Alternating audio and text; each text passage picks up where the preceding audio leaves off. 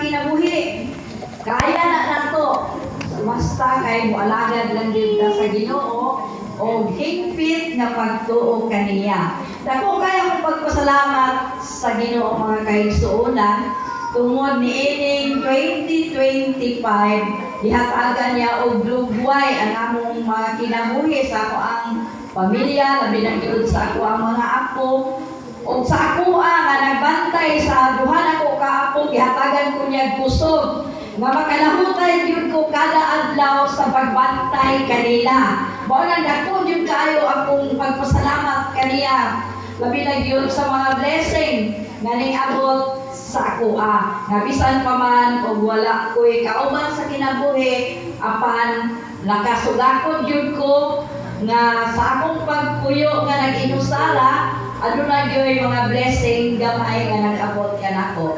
Daghan kaayong salamat kanimo Ginoo sa tanan nga imong pagkamaayo. O dinhi lang no. Amen.